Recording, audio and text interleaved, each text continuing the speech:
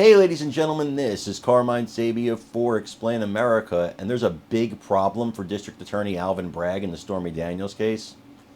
It's just insufficient evidence of a crime. Before we get started, please make sure you like, comment, share, and subscribe. Those little things really help us out, and they help our channel continue to grow.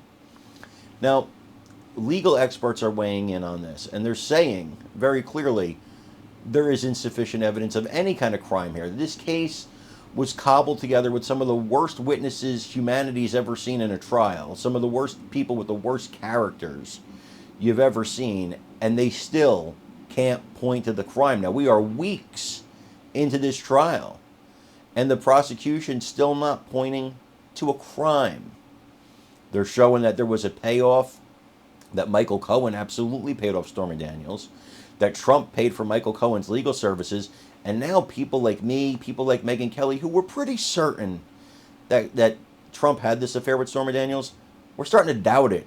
We're starting to think this could have just been a setup. She meets him, then makes up and concocts this story, and tries to get a payday. We're not saying that that definitely happened, but there's no evidence that they had an affair. There's no hard evidence. There's no solid evidence that these guys had an affair.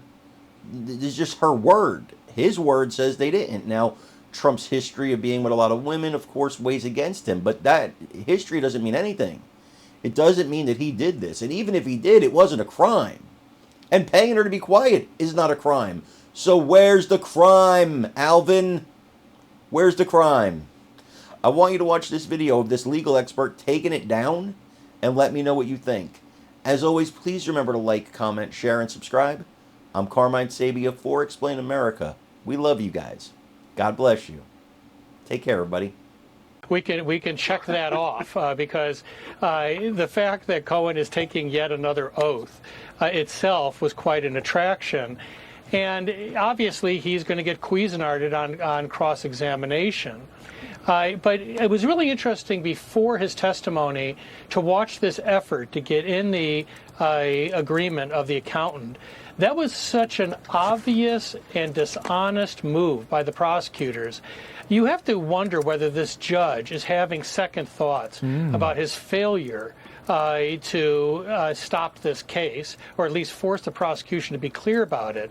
There's nothing stopping the prosecutor from calling that accountant. So the introduction of that agreement was clearly intended to suggest to the jury that they have some smoking gun evidence, but because of this agreement, they can't present it. That's entirely untrue.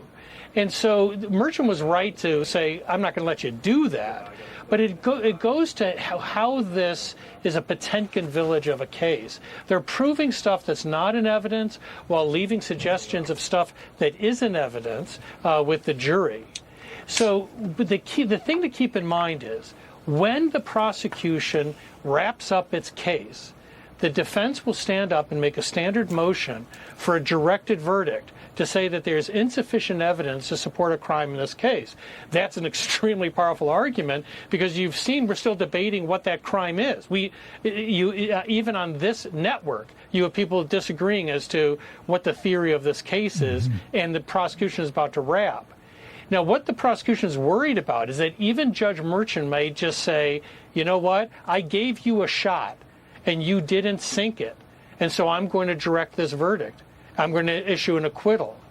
The way they're going to get around that is to just get Cohen to say, this